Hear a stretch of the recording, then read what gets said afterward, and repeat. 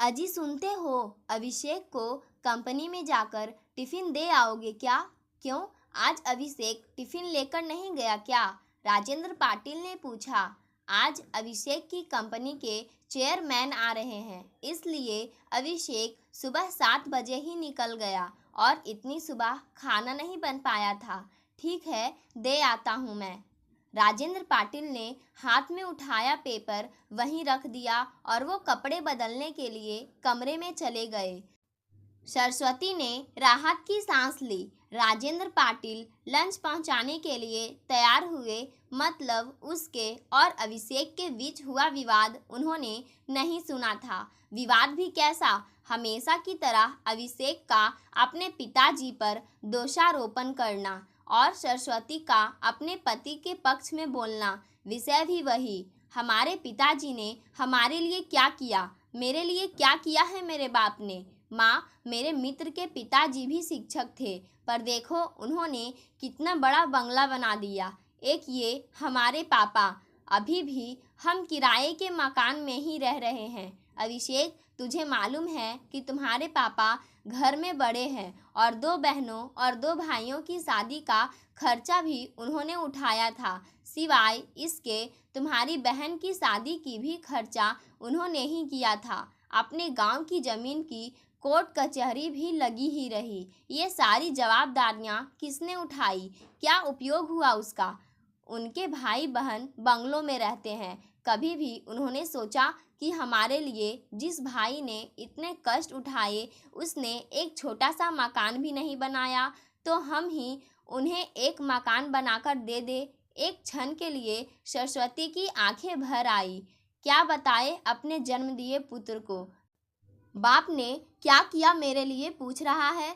फिर बोली, तुम्हारे पापा ने अपना कर्तव्य निभाया, भाई बहनों से भी कोई आशा नहीं रखी। अभिषेक मूर्खों जैसी बात करते हुए बोला, अच्छा वो ठीक है, उन्होंने हजारों बच्चों की ट्यूशन्स ली, यदि उनसे फीस ले लेते तो आज लाखों में खेल रहे होते। आजकल के क्लासेस वालों को देखो, इम्पॉर्टेंट गाड़ियों में घूमते हैं। यह तुम सच बोल रहे हो, परंतु तुम्हारे पापा का सिद्धांत था कि ज्ञान दान का पैसा नहीं लेना। उनके इन्हीं सिद्धांतों के कारण उनकी कितनी प्रसिद्धि हुई और कितने पुरस्कार मिले, उसकी कल्पना है तुझे? ये सुनते ही अभिषेक एकदम नाराज हो गया। क्या कहा? जी पर लेकर चाटना है उन पुरस्कारों को? उन पुरस्कारों से घर थोड़े ही बनते आएगा। पड़े हुए हैं धूल खाते हुए, कोई नहीं पूछता उनको। इतने में दरवाजे पर दस्तक सुनाई दी। अभिषेक ने दरवाज़ा खोला तो राजेंद्र पाटिल खड़ी थे। कहीं पापा ने उसका बोलना तो नहीं सुना? इस डर से अभिषेक का चेहरा उतर गया, परंतु राजेंद्र पाटिल बिना कुछ बोले अंदर चले गए और वह बात वहीं खत्म हो गई। ये था सरस्वती और अभिषेक का कल का झगड़ा।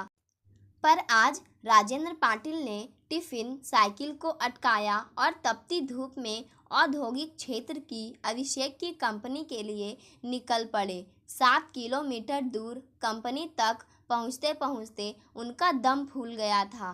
कंपनी के गेट पर सिक्योरिटी गार्ड ने उन्हें रोक दिया। अभिषेक को टिफिन देना है, अंदर जाऊं क्या?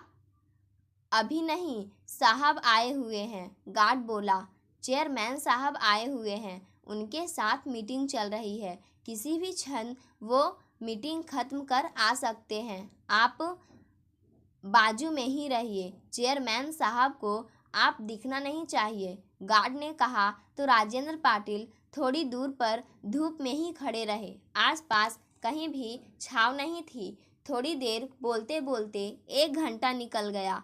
पाँवों में दर्द उठने लगा था, इसलिए राजेंद्र पाटिल वहीं एक पत्थर पर बैठने लगे। तभी गेट की आवाज़ आई। शायद मीटिंग खत्म हो गई होगी। चेयरमैन साहब के पीछे पीछे कई अधिकारी और उनके साथ अभिषेक भी बाहर आया। उसने अपने पिताजी को वहां खड़े देखा तो मन ही मन नाराज हो गया।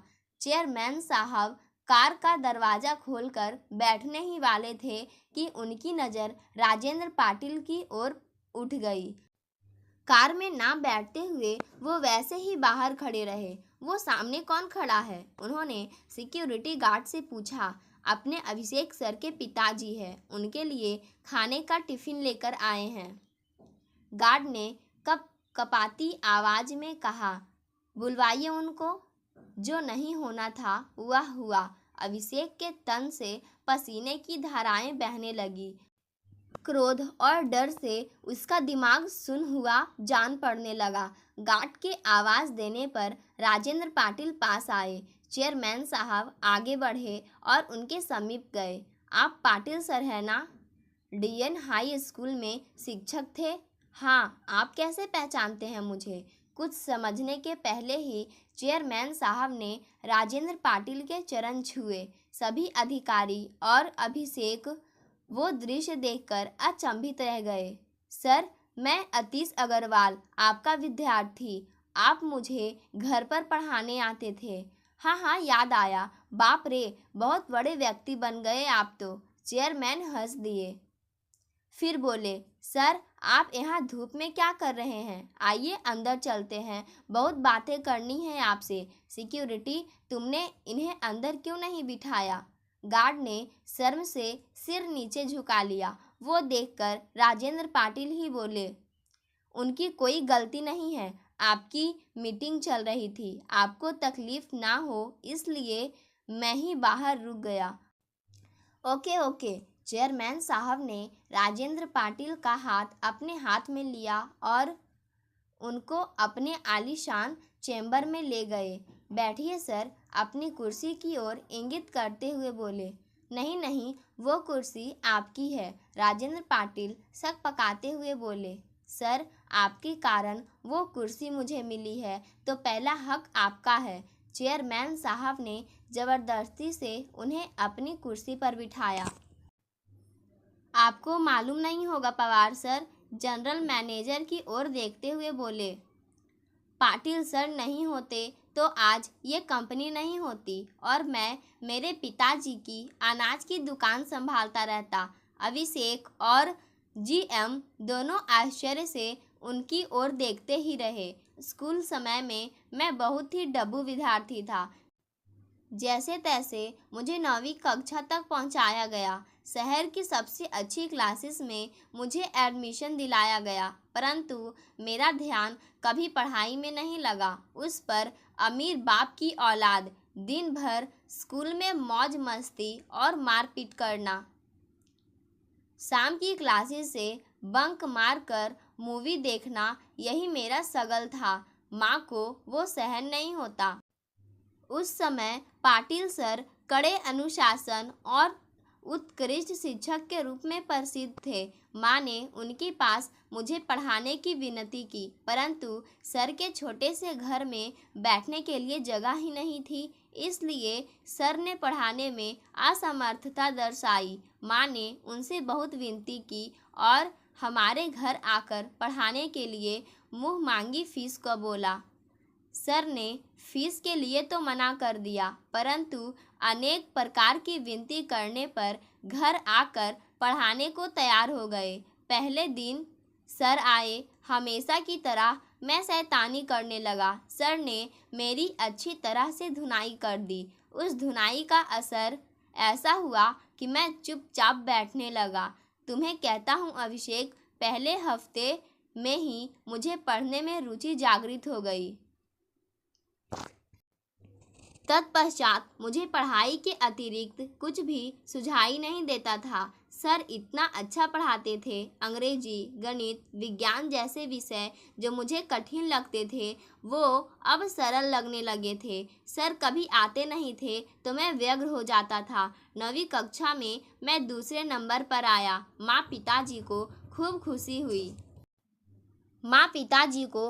खुशी हुई। मैं तो जैसे हवा में उड़ने लगा था। 10वीं में मैंने सारी क्लासें छोड़ दी और सिर्फ पाटिल सर से ही पढ़ने लगा था और 10वीं में मेरिट में आकर मैंने सबको चौंका दिया था। माई गुडनेस पर सर फिर भी अपने सर को फीस नहीं दी? जनरल मैनेजर ने पूछा। मेरे माँ पिताजी के साथ मैं सर के घर पर लेकर गया। पिताजी ने सर को 1 लाख रुपए का चेक दिया। सर ने वो नहीं लिया। उस समय सर क्या बोले वो मुझे आज भी याद है। सर बोले, मैंने कुछ भी नहीं किया, आपका लड़का ही बुद्धिमान है। मैंने सिर्फ उसे रास्ता बताया और मैं ज्ञान नहीं बेचता, मैं वो दान देता हूँ। बाद में मैं सर के मार्गदर्शन में ही 12वीं में पुनः मेरिट में आया। बाद में बीई करने के बाद अमेरिका जाकर एमएस किया और अपने शहर में ही यह कंपनी शुरू की। एक पत्थर को तराश कर सर ने हीरा बना दिया और मैं ही नहीं, सर ने ऐसे अनेक असंख्य हीरे बनाए हैं। सर, आपको कोटि कोटि प्रणाम। चेयरमैन साहब ने अपनी आंखों में आए आंसू रुमाल से पोंछे। परंतु यह बात तो अद्भुत ही है कि बाहर शिक्षा का और ज्ञान दान का बाजार भरा पड़ा होकर भी सर ने 1 रुपया भी ना लेते हुए हजारों विद्यार्थियों को पढ़ाया। ना केवल पढ़ाए पर उनमें पढ़ने की रुचि भी जगाई। वाह सर, मान गए आपको और आपके आदर्श को। राजेंद्र पाटिल की ओर देखकर जीएम ने कहा, अरे सर, ये व्यक्ति तत्वनिष्ठ है, पैसों और मान सम्मान के भूखे भी नहीं है। विद्यार्थी का भला हो, यही एकमात्र उद्देश्य था। चेयरमैन बोले, मेरे पिताजी भी उन्हीं में से एक समय भूखे रह लेंगे पर अनाज में मिलावट करके बेचेंगे नहीं। ये उनके तत्व थे। जिंदगी भर उसका पालन किया, ईमानदारी से व्यापार किया। उसका फ़ायदा आज मेरे भाइयों को हो रहा है। बहुत देर तक कोई कुछ भी नहीं बोला। फिर चेयरमैन ने राजेंद्र पाटिल से पूछा, सर, आपने मकान बदल लिया या उसी मकान में रहते हैं? उसी पुराने मकान में रहते हैं सर। राजेंद्र पाटिल के बदले में अभिषेक ने ही उत्तर दिया। उस उत्तर में पिताजी के प्रति छिपी नाराजगी तत्पर चेयरमैन साहब की समझ में आ गया। तय रहा फिर, सर, आज मैं आपको गुरु दक्षिणा दे रहा हूँ। इसी शहर में मैंने कुछ फ्लैट्स ले रखे हैं, उसमें एक 3BHK का मकान आपके नाम कर रहा हूँ। क्या? राजेंद्र पाटिल और अभिषेक दोनों आश्चर्यचकित रूप से बोले, नहीं नहीं, इतनी बड़ी गुरु दक्षिणा नहीं चाहिए मुझे। राजेंद्र पाटिल आग्रहपूर्वक बोले। चेयरमैन साहब ने राजेंद्र पाटिल के हाथ को अपने हाथ में लिया। सर, प्लीज़ ना मत करिए और मुझे माफ़ करें। काम की अधिकता में आपकी गुरु दक्षिणा देने में पहले ही बहुत देर हो चुकी है। फिर अभिषेक की और देखते हुए उन्होंने पूछ लिया, अभिषेक, तुम्हारी शादी हो गई क्या?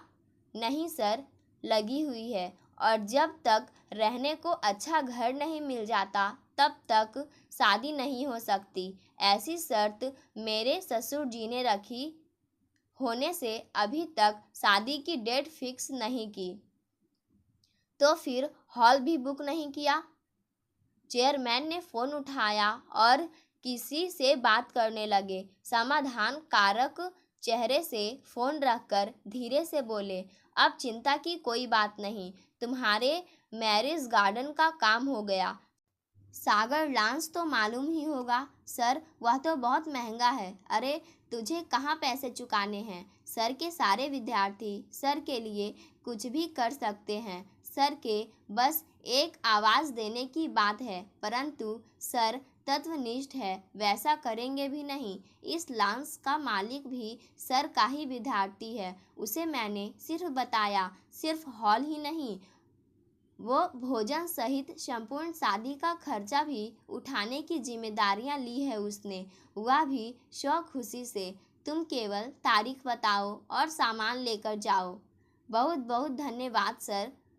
अभिषेक अत्यधिक खुशी से हाथ जोड़कर बोला, धन्यवाद मुझे नहीं, तुम्हारे पिताश्री को दो अभिषेक, ये उनकी पुण्याई है। और मुझे एक वचन दो अभिषेक, सर के अंतिम सांस तक तुम उन्हें अलग नहीं करोगे और उन्हें कोई दुख भी नहीं होने दोगे। मुझे जब भी मालूम चला कि तुम उन्हें दुख दे रहे हो तो ना केवल इस कंपनी से लात मारकर भगा दूंगा, बल्कि पूरे महाराष्ट्र भर के किसी भी स्थान पर नौकरी करने लायक नहीं छोड़ूंगा। ऐसी व्यवस्था कर दूंगा।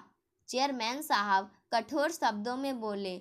नहीं सर, मैं वचन देता हूँ वैसा कुछ भी नहीं होगा। अभिषेक हाथ जोड़कर बोला। शाम को जब अभिषेक घर आया तब राजेंद्र पाटिल किताब पढ़ रहे थे। सरस्वती पास ही सब्जी काट रही थी। अभिषेक ने बैग रखी और राजेंद्र पाटिल के पांव पकड़कर बोला, पापा मुझसे गलती हो गई। मैं आपको आज तक गलत समझता रहा। मुझे पता नहीं था पापा आप इतने बड़े व्यक्तित्व लिए हो। राजेंद्र पाटिल ने उसे उठाकर अपने सीने से लगा लिया। अपना लड़का क्यों रो रहा है? सरस्वती की समझ में नहीं आ रहा था, परंतु कुछ अच्छा घटित हुआ है, इसीलिए पिता पुत्र में प्यार उमड़ रहा है। ये देखकर उनके नैनों से भी कुछ बूंदे गाल पर लुढ़क आई। पाठकों, आज की कहानी यहीं समाप्त होती है। धन्यवाद।